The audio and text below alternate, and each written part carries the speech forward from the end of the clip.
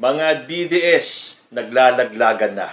Mga dating magkakampi sa pagtatanggol sa mga Duterte at pagsira kay President Bongbong Marcos, watak-watak na. At Maharlika, pinangalanan na ang kanyang puting ahas. May tulog po talaga itong si Maharlika sa ginawa niya. Meron po kasi siyang ipinakitang di umano ay nude photos ni First Lady Liza Marcos in a very compromising situation. At ang sinabi niya, ang nag-send sa kanya ng mga photos na yon ay si Daryl Yap. And at the same time, binanggit o isiniwalat na ni Maharlika kung sino ang kanyang puting ahas, or rather, mga puting ahas. At yan po ay si Amy Marcos at si Daryl Yap. Pero sa ginawang yan ni Maharlika, may tulog po siya dyan. Dahil tanong dito, is the act of spreading nude photos or sex videos in the internet punishable in the Philippines? Ang sagot, spreading the nude photos or sex videos of another without his or her consent is punishable under Republic Act number 9995, otherwise known as the Anti-Photo and Video Voyeurism Act of 2009. Pero bakit ba isinawalat ito ni Maharlika? At bakit parang inilaglag niya si Amy Marcos? Bago po kasi yan, nagkaroon ng sagutan itong kampo ng mga vloggers na inaakusahan nila na scammer itong si Maharlika. Panoorin niya po muna natin. Kaya namin makipagbardagulan talaga, bastusan. Lalong-lalo na pag kami yung inunahang bastusin Kaya talaga na, if confident ka, Maharlika, na may proof ka talaga sa pinagsasabi mo, ilabas mo! Anong hintay mo? Negotiation na, hey, bigyan mo kami ng 2 million, hindi ko ilalabas itong ano. Gawain sa amin, galawas diba? sa amin. Maharlika, putang ina, ilabas mo! If you're confident with your evidence, ilabas mo. Bakit hindi mo kayang ilabas? Kasi gawa-gawa mo yan. Kasi nga, kailangan mo pang mamera. Ang gusto mong gawin is, ganito ang deal natin ha. Bigyan mo ako ng kahit 3 million lang, hindi ko ilalabas ito. Diba? Kasi gusto mo lang naman talagang mamera. Umamin ka na, humihingi ka ng pera kay Amy Marcos, di ka binigyan. Oh my God! Kausap namin. Kaya wala ka maitago sa amin. Collector ka din, Day. Mangga ka ng mangga. Kasi hindi ka pinagbigyan. Kaya pinapahid mo sa amin yung gawain mo. Nangga, kami yung namera. Kausapin mo si Amy Marcos. Confront her. Sige nga, I dare you confront Senator Amy Marcos. Baka may labas. 21, gotta ring the alarm. Meanwhile, Inday, lalo na si Inday, napakasinungaling daw.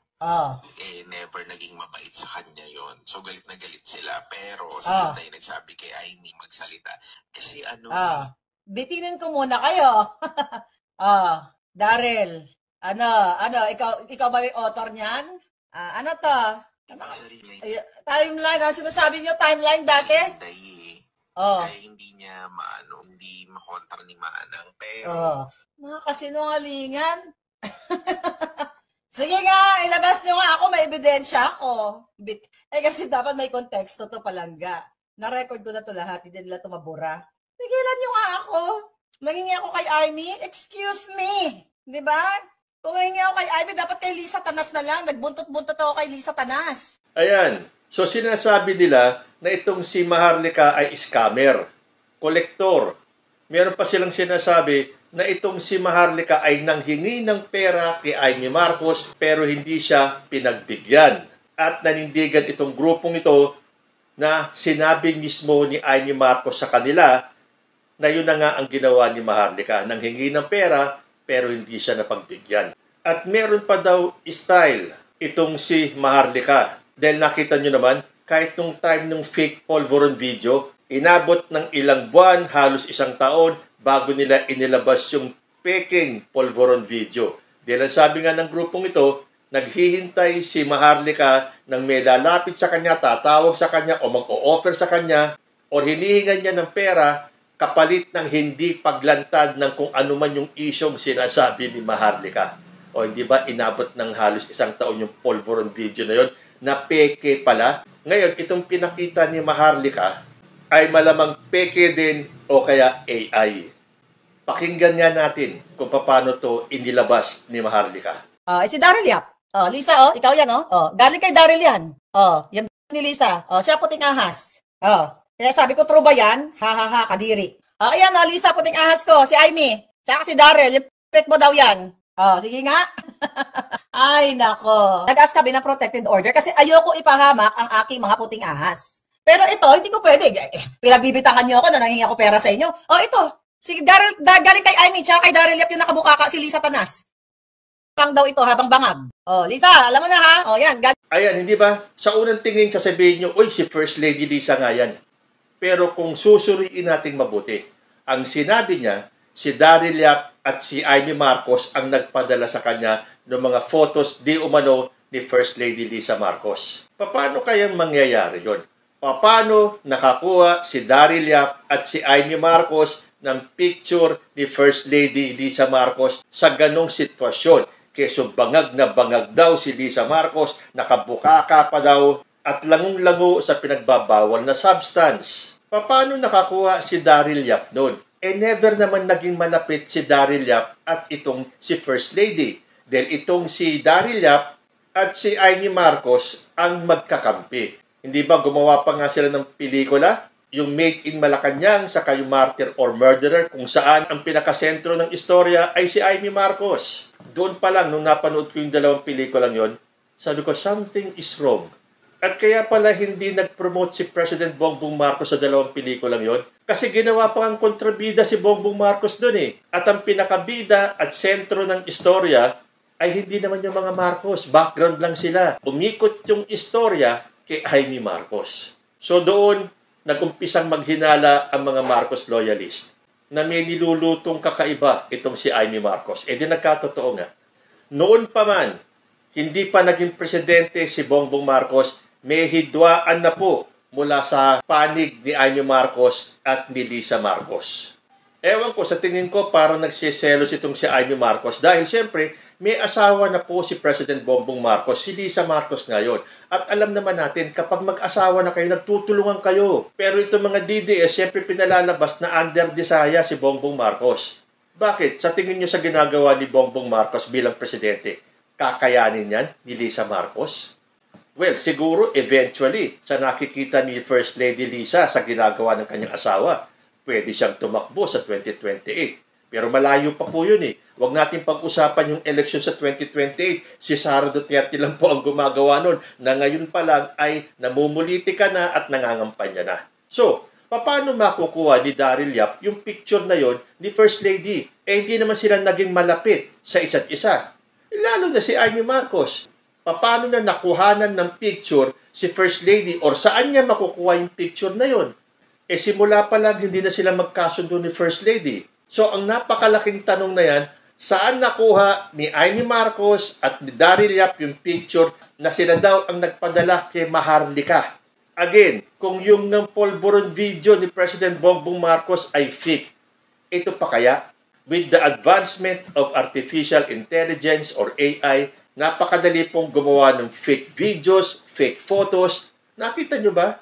Mamamangha ka nga sa social media. Pati mga batang sanggol, kalalabas lang sa ina, nagsasalita na parang totoong-totoo. Ito pa kaya mga pictures na to? Kung yung dalawang magkahiwalay na larawan o picture, pagtabihin mo, may pipindutin ka lang na app, makikita mo, gumagalaw na sila, nagyayakapan na sila, naghahalikan na sila. So sa tingin ba ni Maharlika, maniniwala ang taong bayan dyan sa kanyang inilabas na expose? Ito ang nagpapatunay na mahirap maging kaibigan si Maharlika. Nagkatrayduran nga sila ni First Lady Lisa Marcos nung bumalik na ditong si Maharlika at nagpakalat ng sangkatutak na fake news. Hindi pa ba naman kayo maniniwala na fake news itong si Maharlika? Mga dati niya ng kasamahan ang nagsasabi na hindi lang fake news, kundi scammer pa. In fact, ang binangkit itong grupong ito, to the millions 2 million ba sinabi nila o 3 million para lang wag ilabas yung issue na panakot ni Maharlika. At maiba ako, kung totoo ang sinasabi ni Maharlika na si Amy Marcos ang kanyang puting ahas, yan po ay sukdulan ng kawalangyaan. Sinasabi ko sa inyo. So, ibig sabihin, simulat sa pool, nang tatraydor na itong si Amy Marcos. Hindi pa niya isinasa publiko na siya ay maka-Duterte. Pinangangalandakan pa niya na wala daw makapagpapahiwalay sa kanilang magkapatid dahil sila daw ay galing sa isang ina. Pero magagawa niya ito? Siya ang nagbibigay ng impormasyon, totoo man o peke kay Maharlika? Yan po ang the height, sukdulan ng kawalangyaan. Nakikita naman na natin ngayon ang ginagawa ni Amy Marcos, di ba? The mere fact na itinakwil niya na ang kanyang pamilya para lang pumanig sa tama. Dahil sabi niya, tama daw ang mga Duterte. Tama ba na isang palamurang dating Pangulo ang kakampihan mo? Okay, pagpalagay na natin na bulaklak ng dila ni former President ang magmura. Pero, yung mumurahin ang Diyos mo, siguro naman Diyos din ni Amy Marcos ang ating Panginoon Diyos. Hindi ba nung sinabi ni Digong na who is this stupid God? Ay putang na naman talaga pala to. Di ba? Naaating ni Amy Marcos at kung sino man ang mga supporters ni former President, natanggapin lahat ng yan. At ipangalandakan pa na the best president itong si Digong. Ipagpapalit nyo ang inyong pananampalataya at paniniwala sa ating Diyos. Sokdulan na minura-mura na at tinawag na estupido, kakampi pa rin kayo kay Digong. Aba, iba na po talaga ang dikaw ng inyong pag-iisip. Sa bagay, lagi kong sinasabi, pagdating ng paghuhukom, hindi naman kayo masasamahan ni Digong. Kayo ang haharap ng mag-isa sa ating Panginoon. At bago niya kayo itapon kasama si Digong sa impyerno, kailangan niyang marinig ang eksplanasyon ninyo. Siguro, isang tanong ng ating Panginoon, tinawag na akong estupido, pero mas kinampihan mo pa yung tumawag sa akin at minura ako? At kahit na magmakaawa pa ang mga katulad ni Amy Marcos, kapag siya ay nakaharap na sa ating Panginoon, ang sasabihin lang ng ating Diyos, I do not know you. Again, sana po hindi totoo yung isiniwalat ni Maharlika na si Amy Marcos ang kanyang puting ahas. Dahil sinasabi ko sa inyo, kung totoo yan, sukdulan ng kasamaan, katrayduran at kawalangyaan si Amy Marcos. So I just hope and pray, hindi totoo yan. Dahil parang nagalit si Maharlika nung sinabi nung grupo na si Amy mismo ang nagsabi sa kanila na nanghihingi ng pera si Maharlika pero hindi napagbigyan. Na pinagbibintangan siya na nanghingi siya ng pera, kaya laglagan na. Inilabas niya yung photos di umano ni First Lady na ipinadala ni Daryl Yap at ni Amy Marcos at binuko niya na ang kanyang puting ahas o mga puting ahas ay si Amy Marcos at si Daryl Yap. Malaki po ang kakaharapin ni Maharlika dito dahil yan po ay kriminal. It is a criminal act itong ginawa ni Maharlika. Dahil sinabi nga, spreading the nude photos or sex videos of another is punishable under Republic Act number 9995. Ngayon, pwedeng sabihin ni Maharlika, pinadala lang naman sa akin to ni Daryl Yap Okay, granted, pinadala sa'yo. Naniwala kang totoo yung picture? Hindi ka nagduda na baka AI? Hindi ka nagduda kung paano makakakuha si Daryl Yap at si Amy Marcos ng picture ni First Lady na nasa ganitong sitwasyon? Na nasa ganyang posisyon? Hindi naman sila close. Never naging close si Amy sa si First Lady or si Daryl Yap sa si First Lady. So, paano maniniwala ang taong bayan? Well, siyempre yung mga DDS maniniwala dyan. Dahil kung yun yung peking polvoron video ni President Bongbong Marcos na sa unang tingin mo pa lang, alam mong hindi si PBBM, pero pinaniwalaan nila. Kahit na magmukha silang tanga dahil napakalayo ng itsura nung nasa video kay President Bongbong Marcos. Yan din ang gagawin nila dito sa inilabas na picture ni di umano First Lady Lisa Marcos at paniniwalaan yan ng mga DDS. Dahil yan ang hinahanap nila yung makakuha ng pagkakataon para masiraan si President Bongbong Marcos at si First Lady Lisa Marcos. So you have a lot of explaining to do. Dahil totoo man o hindi yung picture na yan, napakalaki ng iyong kakaharapin. Dahil kahit na sabihin mong hindi naman totoo yan, peke yan Sinabi mo na ang pangalan ni First Lady Lisa na siya yung nasa picture. So wala kang kawala. Well, yan naman po ay kung may gagawing hakbang si First Lady Lisa Marcos. Sana naman, si Maharlika po ay dapat nang magwakas ang kasamaan. Sukdulan na po ang kanyang kasamaan. Well, sa bagay, tulad nga ng sinasabi ko sa inyo may darating na karma si Maharlika. Ngayon nga, nilalaglag na siya ng mga sinasabing kakampi niya diyan sa Duterte camp. Pero sila na ngayon ang nagsasabi na scammer itong si Maharlika. Nangungulekta ng pera. Hinihingan ng pera yung mga taong tinatakot niya na maglalabas ng issue ng ganito, ng ganyan in exchange for money. Sa bagay, birds of the same feathers flock together. Kaya nga nagsama-sama si Daryl Yap, si Maharlika, at si Amy Marcos. Dahil sukdulan po ang kanilang kawalangyaan. Again, yan po ay kung totoong si Amy Marcos niya ang puting ahas ni Maharlika. Siyempre sa ngayon, in-expose na siya ng kanyang mga dating kasamahan, kailangan pong gumawa ng way out itong si Maharlika. At ang isang paraan dyan ay ang ilaglag niya si Amy Marcos. Maghihintay po tayo kung ano ang magiging statement ni Amy Marcos ngayong ibinuko na ni Maharlika na siya ang puting ahas na laging binabanggit ni Maharlika sa kanyang mga vlogs. Kay Daryl Yap, ay hindi na lang po ako mag-aaksaya ng panahon na itapik pa si Daryl Yap. Pero ngayon, babala po sa mga gustong mapalapit at maging kaibigan ni Maharlika. Ingat-ingat po kayo, pero once na ginalit nyo si Maharlika, nako, ilalaglag niya kayo, kahit na kayo pa si Amy Marcos.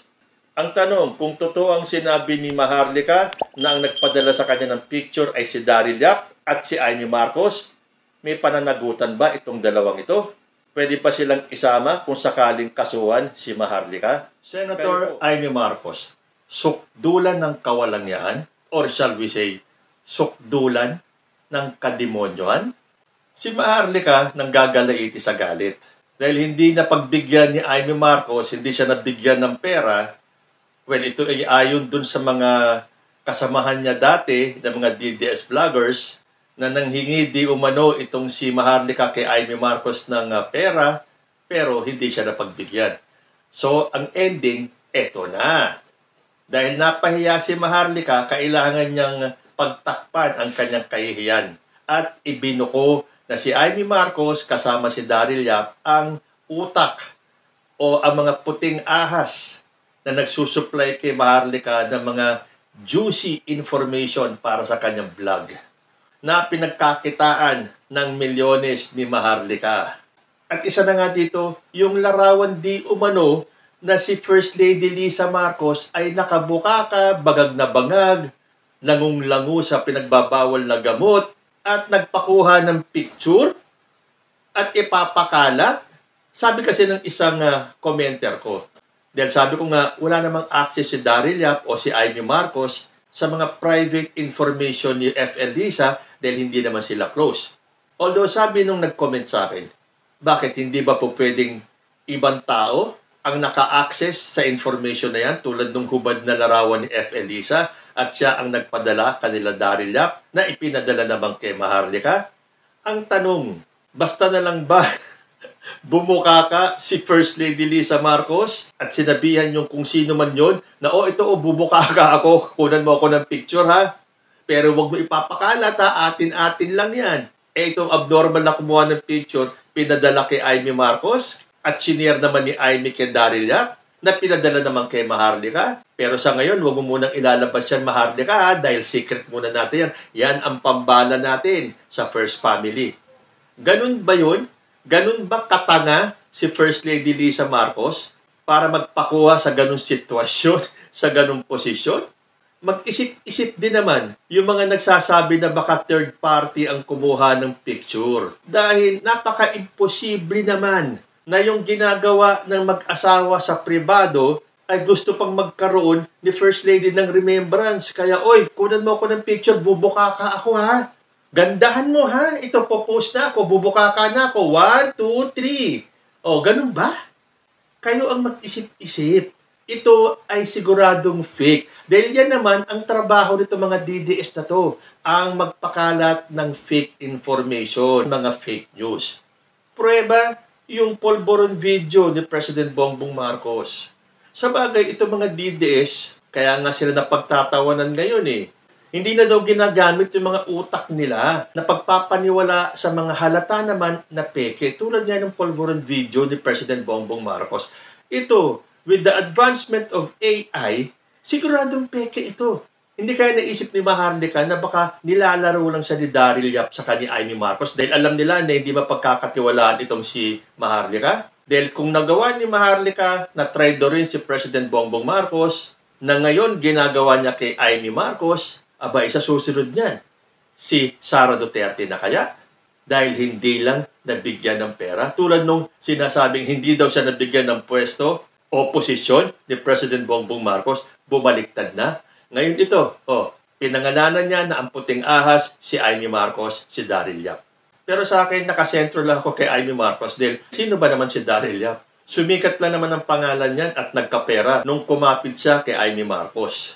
Ang nakakasama ng loob at nakakawala ng bilib kay Amy Marcos dahil marami pong bilib kay Amy Marcos dahil matalino to at ipaglalaban talaga ang alam niyang tama. Although sa pagkakataong ito, maling-mali na po talaga iisipin mo, ano bang meron sa utak ni Amy Marcos? Ano ba ang pumasok sa isip niya? Tandaan mo, Amy Marcos, yung sinisira mo or ginagawa ng kwento ay asawa ng kapatid mo na presidente ng bansa. Napakawalang yamo naman na kung talagang totoo ito sa mga ibinabalita ni Maharlika. Okay lang kung ikaw ang puting ahas. Noon pa man, pinagdududahan na si Amy Marcos na siya ang puting ahas ni Maharlika.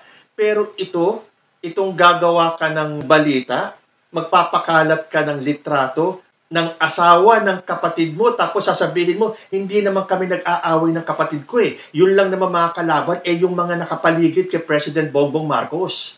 Pero hindi mo na naisip, ang mararamdaman ng kapatid mo na inaatake mo yung asawa niya. Sasabihin niya Amy Marcos na ang kalaban yung mga nakapaligid kay President.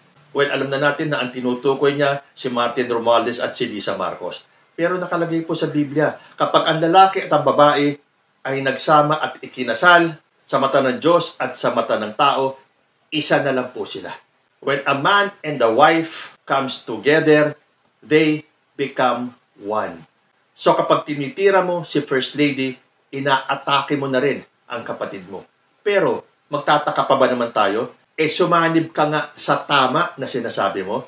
Tama ang mga Duterte sa pambabalahura sa ating Diyos, sa pagtawag sa Diyos natin ng estupido, murahin ang Papa, insultuhin ang Catholic Church, magmura ng magmura.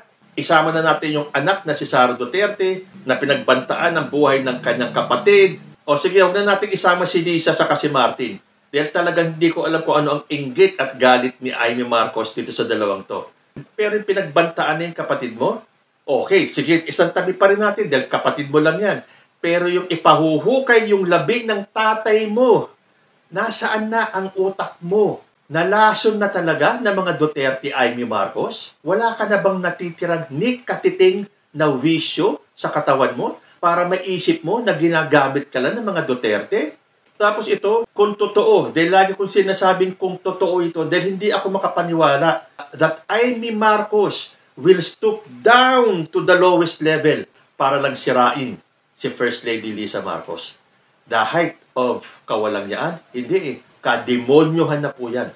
Lalo na ngayon, lumantad at ibinuko ni Maharlika na ang puting ahas ay si Amy Marcos. Ano kaya ang masasabi ni Amy rito? Naghihintay ang taong bayan sa magiging eksplanasyon ni Amy Marcos. Malamang, dededmahin na lang niya yan. Pero meron pang isinawalat si Maharlika. At isa ito sa ikinagalit niya kung bakit niya ibinulgar itong isa pang sikreto nila ni Amy Marcos. Dahil kasi pinagbintangan daw siya na nanghihingi ng pera at hindi siya nabigyan, laglagan na tayo. Dahil nangako daw si Amy Marcos na isa sa publiko niya ang pagiging drug addict ni President Bongbong Marcos. Diba? Paano mga lulusutan yan, Amy Marcos? Ang grupo mo nag-send sa akin ng bilat ni Lisa na nakabukang kang. nangako ka, nasasabi mo na yung kapatid mo, sasabi mong adik in public. Para bang ang tagal na 3 taon na Nakailang taon na ba yung pagkalas ni Sara Duterte sa Unitin? Ilang buwan na ba itong pagkalas ni Amy Marcos kay President Bongbong? Bakit hindi pa siya nagsasalita? So, hinahamon ka ni Maharlika Amy Marcos, sa publiko mo at sabihin mo sa taong bayan na oo, drug addict ang kapatid mo. Pero siguraduhin mo lang na meron kang sapat na ebidensya para ipagkanulo mo ang kapatid mo. Pero, come to think of it, sa tingin ninyo, kung sakaling magsalita si Amy Marcos, sasabihin niya na hindi totoo yan. Hindi drug addict ang kapatid ko. Chismis lang yan. Gawa-gawa lang ng mga taong gustong pabagsakin ang kapatid ko. Sa tingin ninyo, yan ang isasagot ni Amy Marcos? Hindi. Dahil ngayon pa lang sasabihin ko sa inyo, kung maglalabas ng expose si Amy Marcos, totoo bang gumagamit ang kapatid mo o si President Bongbong Marcos ng mga ipinagbabawal na gamot? Siguradong ang isasagot mo, oo, drug addict ang kapatid ko. Natural, yun ang isasagot ni Amy Marcos. Dahil kung sasabihin niya na hindi totoo yan, chismis lang yan, aba, ibig sabihin, sinungaling si former President Duterte at si Sara. Masisira yung naratibo ng mga Duterte na ang presidente natin ay bangag, ay addict at gumagamit ng pinagbabawal na cocaine. So, mag-i-expect ba tayo na kung sakaling lalabas nga si Amy Marcos at sasabihin niyang hindi drug addict si Bongbong Marcos? Pangangatawanan po ni Amy Marcos for sure at sasabihin niyang oo, drug addict si Bongbong Marcos. Huwag na kayong umasa na sasabihin ni Amy na hindi totoo yan dahil chismis lang yan. Dahil kung yan ang sasabihin niya, lalabas na chismoso itong si former president at si Sara Duterte at yung mga taong nagsasabing bangag, addict at cocaine user si President Bongbong Marcos. Di ba? May aasahan ba tayo kay Amy Marcos? Siya ay talagang umanib na sa dilim? Well, unless maniniwala kayo sa sinabi ni Amy na kaya siya pumanig sa mga Duterte dahil tama itong mga Duterte.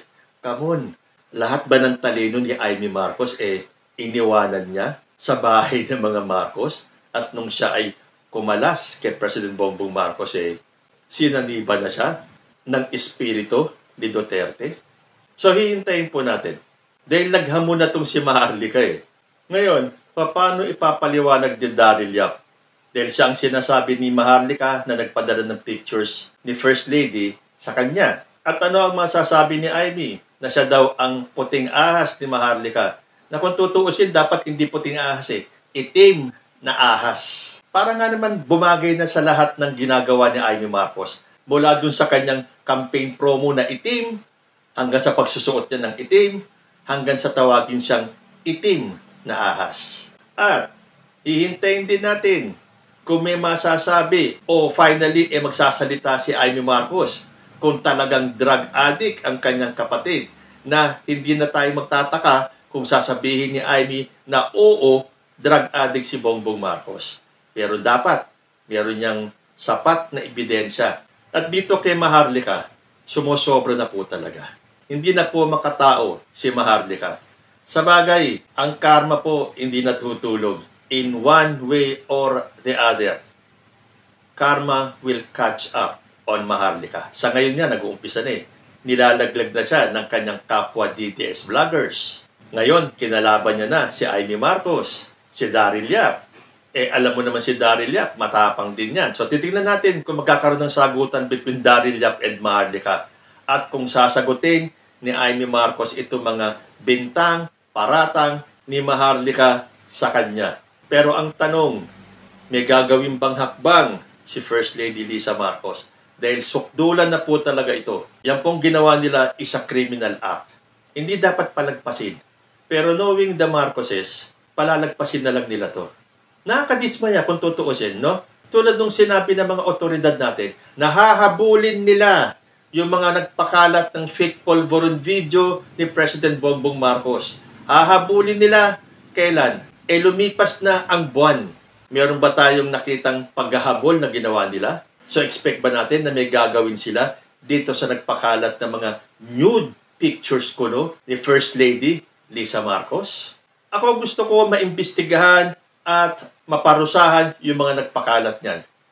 Pero nasa kanila pa rin po ang huling desisyon kung anong gagawin nilang susunod na hakbang. Pababayaan na lang ba nila ang sukdulan ng kawalangyaan at kademonyohan na ginawa ni Daryl Yap, ni Amy Marcos at ni Maharlika?